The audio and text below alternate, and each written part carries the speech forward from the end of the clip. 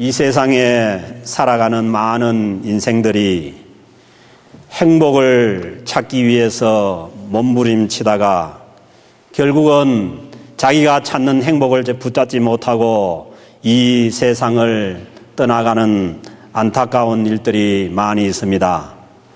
그런데 이 세상을 살다 간 사람 중에 예수 그리스도의 어머니이신 마리아, 우리가 성모 마리아라고 그렇게 말씀을 하시는데 조금 카톨릭에서 말씀하시는 건 달라요. 카톨릭에서는 성모 마리아를 부를 때 성모 마리아에 대한 신성을 인정을 합니다.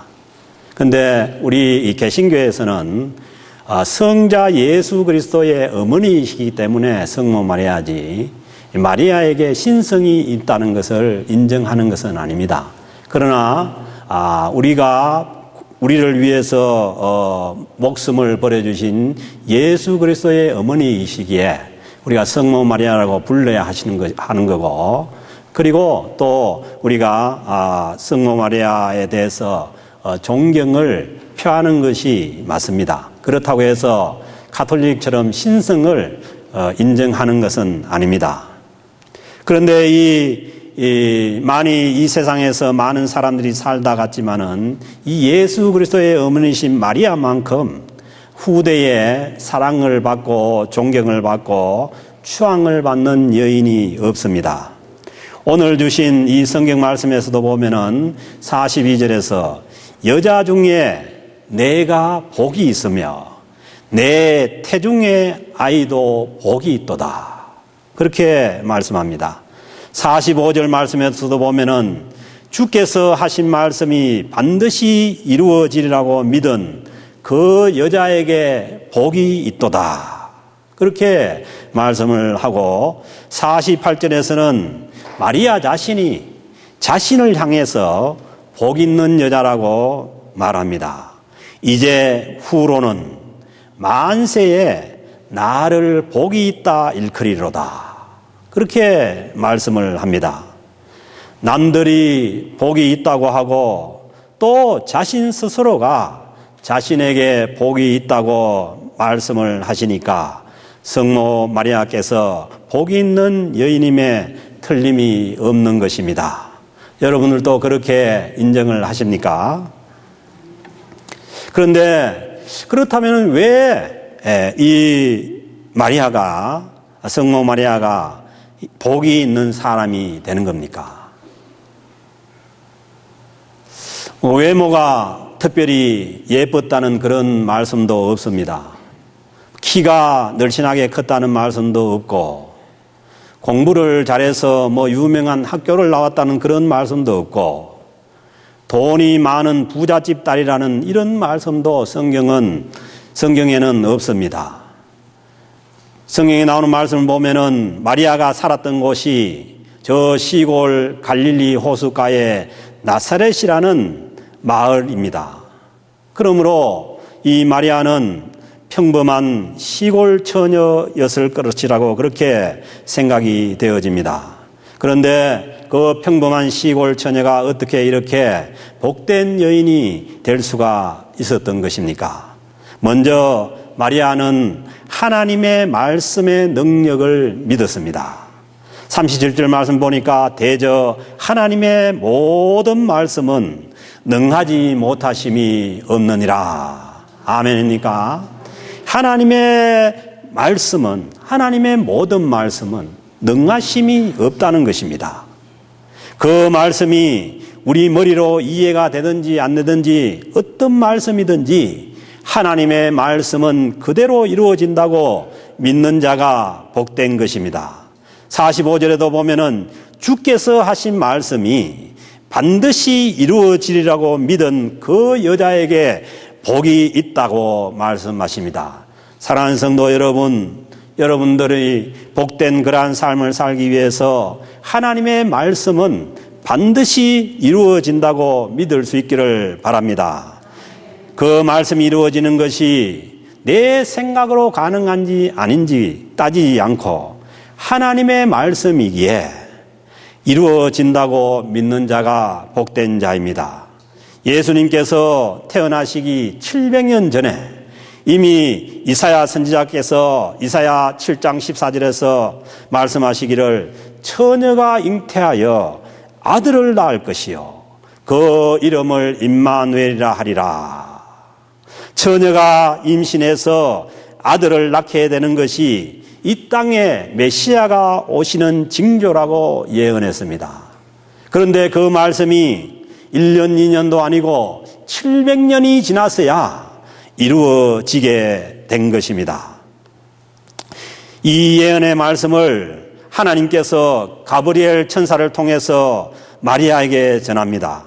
마리아는 그 당시에 요셉이라는 청년과 약혼한 사이였습니다.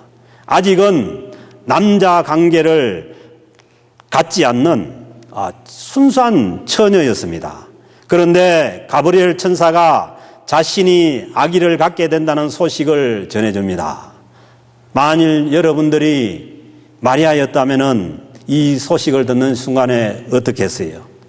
31절 말씀 보니까 보라 내가 잉태하여 아들을 낳으리니 바로 네가 잉태해서 아들을 낳는데 그 이름을 예수라 하라. 정말 청천벽력과 같은 그러한 소식을 듣게 됩니다. 받아들일 수가 없는 그런 말씀이기에 34절에서 마리아가 다시 이렇게 되물어 봅니다. 마리아가 천사에게 말하되 나는 남자를 알지 못하니 어떻게 이런 일이 있으리까? 자기 머리로도 이해가 안 되고 자기가 받아들일 수 있는 그러한 일도 아니고 그렇다는 거지요.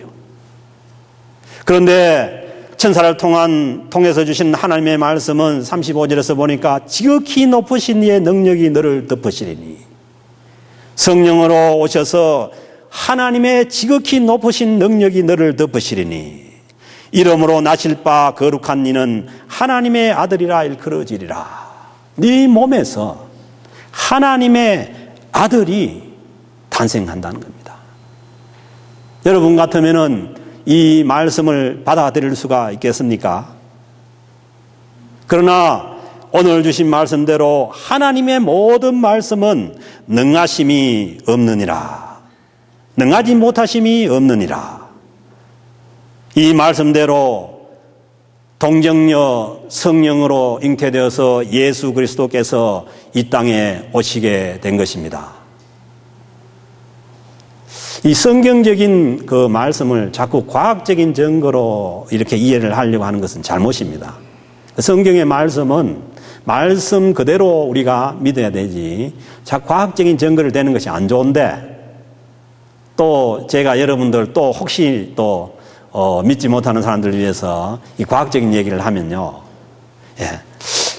작년인가 최근에 그 내셔널 지오그래픽이라는 그런 다큐멘터리 채널 방송이 있어요.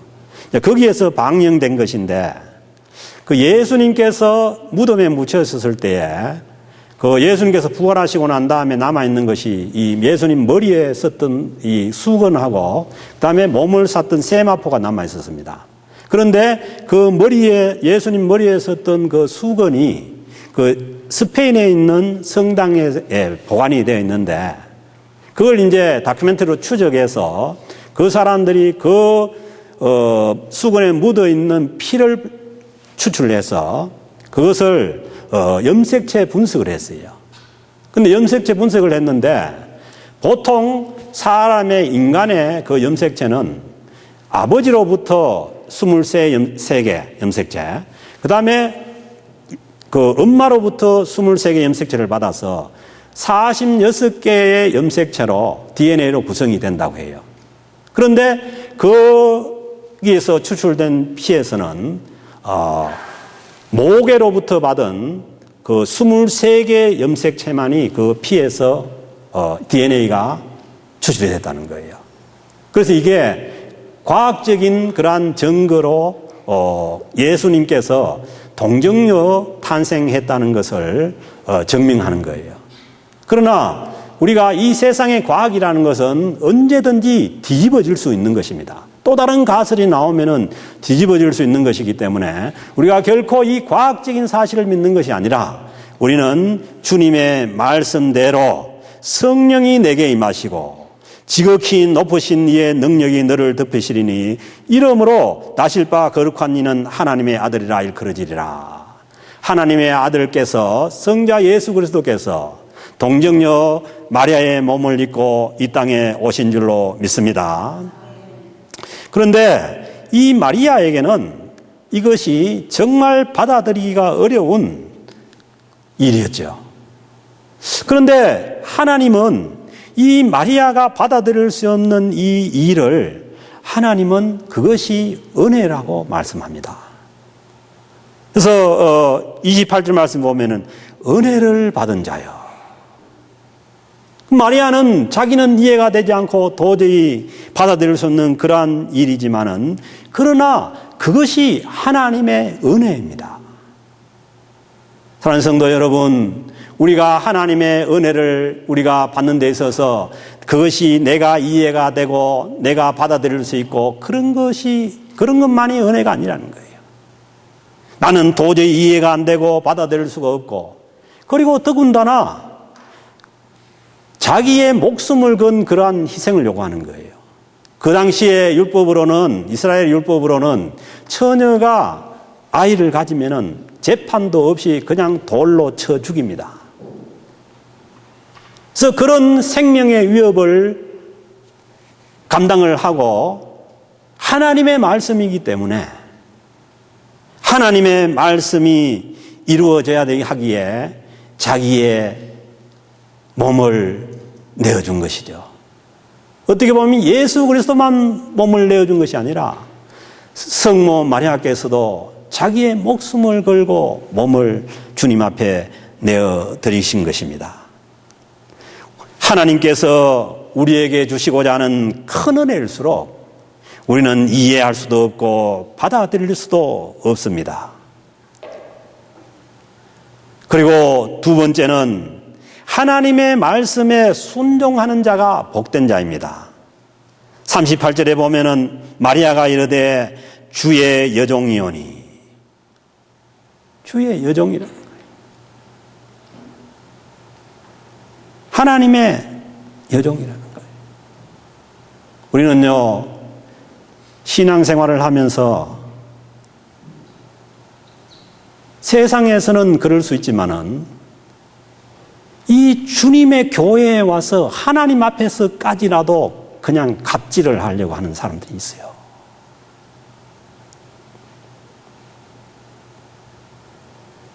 세상에는 얼마든지 그렇게 살 수가 있어요. 우리는 세상에는 얼마든지 세상의 힘을 가지고 약한 자들에게 갑질도 할 수 있고 온갖 일을 할 수 있어요. 그러나 하나님의 말씀 앞에서 주님의 교회에서는 안 되는 것이죠. 오늘 마리아가 주님의 말씀을 받아들일 수 있던 것은 자신은 주님의 종이라는 것이죠. 마리아가 이르되 주의 여종이니 말씀대로 내게 이루어지이다. 철저하게 을입니다. 을. 우리의 신앙생활이라는 것은 세상에서는 그럴 수 있지만 하나님 앞에서는 철저하게 을의 자세가 되어야 되는 것이죠.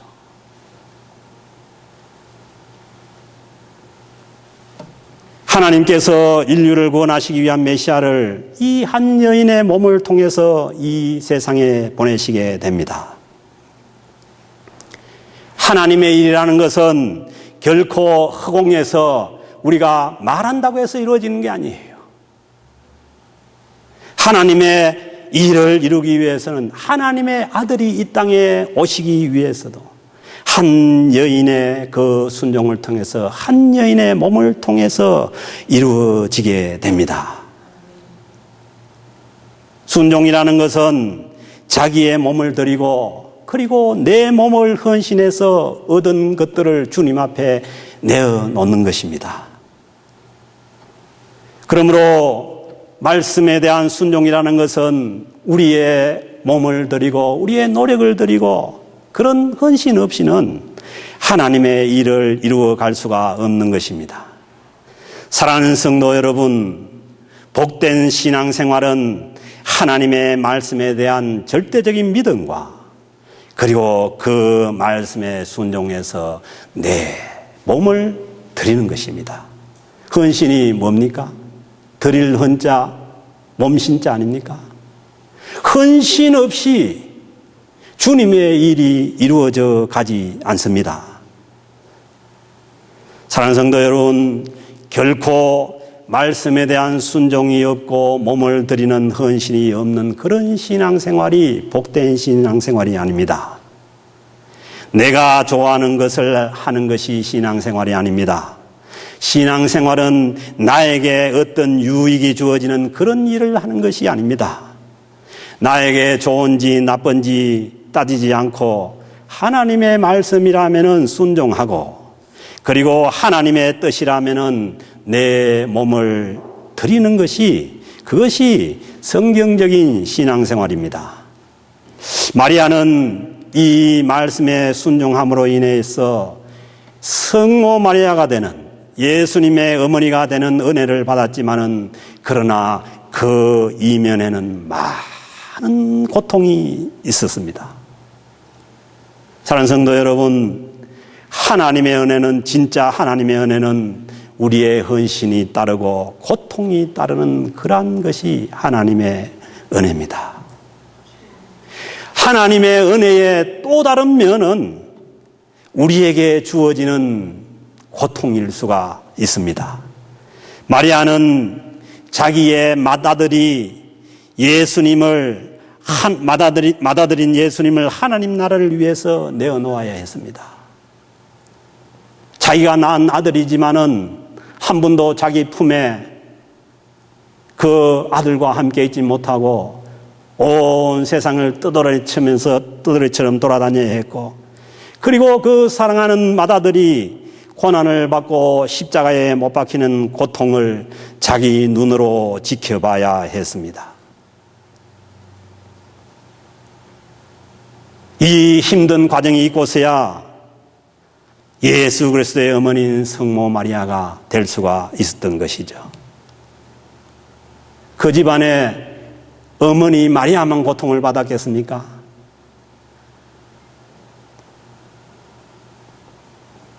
마리아를 자기 집으로 데려간 요셉도 고통스러웠고 평생을 그 누명을 짊어지고 살아가야 된 그 요셉도 고통스러웠고 그리고 예수 그리스도의 형제들도 고통스러웠어요. 그러나 온 가족이 당하는 그 어려움을 통해서 인류의 메시아이신 여러분들과 저를 구원해 주신 메시아가 이 땅에 오실 수가 있었던 것입니다.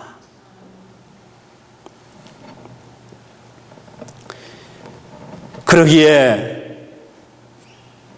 이 세상을 떠나고 난 다음에 2000년이 지나도 아직도 존경을 받고 사랑을 받고 추앙을 받는 것입니다. 그 마리아도 우리와 같은 육체를 가지고 우리와 같은 마음을 가지고 정신을 가진 사람이었습니다. 그러나 하나님의 말씀에 대한 절대적인 믿음과 한 여인의 순종이 인류를 구원케 하는 그 메시아를 이 땅에 오게 했던 것이죠. 사랑하는 성도 여러분, 우리가 이 땅에서 그냥 잘 먹고 잘 살다가 갈 수가 있지만은 어떤 일이 되었든지 어떤 사건이 되었든지 무엇이 되었든지 간에 내 삶을 통해서 내 육체를 통해서 우리 가정을 통해서 하나님의 뜻이 이 땅에 이루어져 갈 수 있다면 우리는 이 땅에서 누리는 어떤 그러한 부귀 영화나 어떤 것들보다도 우리는 이것 때문에 우리가 가치 있는 인생이 되고 이 땅에서 살 보람을 가진 그런 인생이 될 수가 있다는 것이죠. 사랑하는 성도 여러분, 나를 위한 것이 아니라도 하나님의 뜻을 이루기 위한 것이라면은 그것은 나에게 고통일지라도 하나님의 은혜가 되고 복이 되는 줄로 믿습니다. 하나님의 말씀에 대한 순종과 헌신에는 언제나 수고와 고난이 따라오지만은 그러나 또 복도 따라옵니다. 오늘 본문에 나오는 이 세례 요한의 어머니 엘리사벳과 같은 이러한 진실한 믿음의 사람을 마리아 곁에 주십니다. 주님의 뜻을 이루어가고 우리가 이 땅에서 주님의 일을 해나가는 데 있어서 외로움이 있지만은 그러나 참으로 진실한 믿음의 사람을 우리에게 보내주시기도 하신다는 것입니다. 그리고 비록 자기의 아들은 잃어버렸지만은 사도 요한과 같은 그런 좋은 아들을 예수 그리스도의 어머니 마리아에게 주시기도 하시는 것이죠. 누가복음 18장 29절에 보니까 하나님 나라를 위해서 집이나 아내나 형제나 부모를 버린 자는 현세에서도 여러 배를 받고 내세에 영생을 받지 못할 자가 없느니라. 사랑하는 성도 여러분, 주님은 결코 우리가 당하는 이 땅 위에 주님 때문에 당하는 그 헌신에 대해서 외면하지 않습니다. 이 땅에서 여러 배를 갚지 않으면은 반드시 영원한 세계에서 우리에게 갚아 주실 것입니다. 사랑하는 성도 여러분, 우리는 지금 대림절 세 번째 주간을 보내게 됩니다. 예수님의 어머니 마리아는 이 세상에 주님께서 오시게 하기 위해서 처녀인 자기 몸을 주님 앞에 내어드렸습니다. 우리는 주님께서 오시게 하기 위해서 무엇을 내어드릴 수가 있습니까? 사랑하는 성도 여러분, 우선에 내 마음이라도 내어드릴 수 있었으면 좋겠어요. 우리 마음을 회개하고 깨끗하게 해서 마리아가 주의 여종이오니 말씀하신 대로 우리도 철저하게 주님의 종이 되고 주님 앞에 을이 되어서 내 마음에 주님이 자리하실 수 있도록 내 마음 중심에 우리 주님께서 오실 수 있도록 우리의 마음을 내어드리는 대림절 세 번째 주간이 되시기를 주님의 이름으로 축복합니다.